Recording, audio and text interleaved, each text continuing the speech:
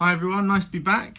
I'm going to be doing a few children's talks over the coming weeks, and we're going to be looking at parables. Now, what is a parable? A parable are stories, usually simple stories that Jesus told to help us understand God better and our relationship to God. And today we're going to be looking at one called the Pearl of Great Price. You can find this in Matthew 13.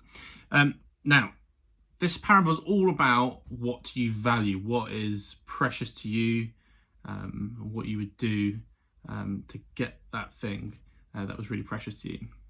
Now, I wonder what your most valued possession is at home at the moment. If you asked Phoebe, my wife, or Levi, my 2-year-old son, what my most valuable possessions are by living with me, they might say my records. So these are two of my favourite records. I go on about them quite a lot. And they might say my cameras. I like old, funny-looking cameras.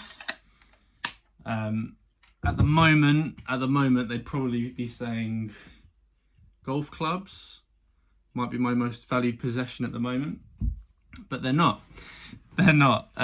What I value is much more precious to me than those items, and I reckon some of your parents as well would probably value the same thing as well, or maybe even you.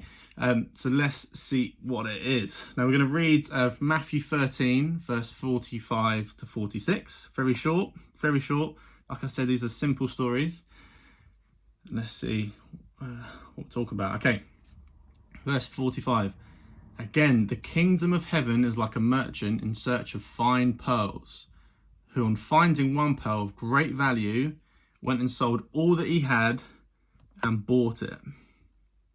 So there's a merchant, somebody buys and sells things, and he found a pearl that he thought was worth more than anything else in this world, and he sold everything he had to get it. Now, if we take this literally, this man would have sold his house, his clothes, his business, I don't know, his golf clubs, his cameras, his records or equivalent to get his hands on this one pearl of great price. Now, I can't imagine many things I would give up the things I value most to purchase, particularly just one thing. I can't think of that. But that's not what Jesus is talking about in this story here. He's not talking about a really valuable pearl that we all need to be looking for.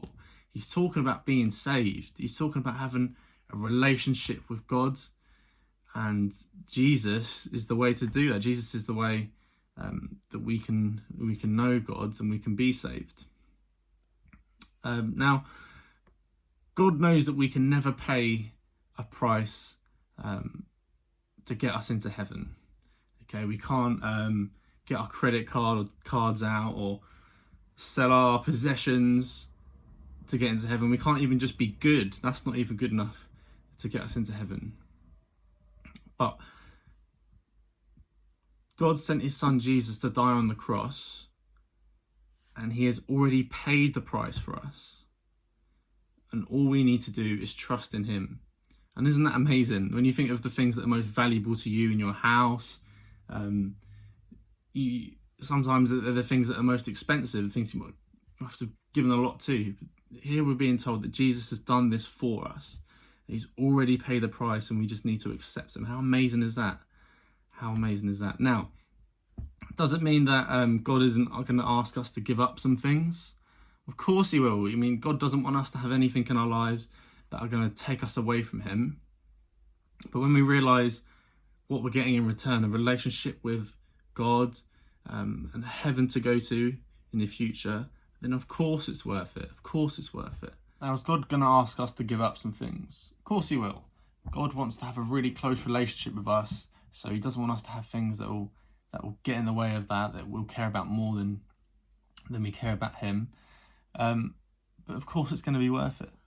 God wants us to know that this gift he's given us is going to be worth more than money or popularity or success.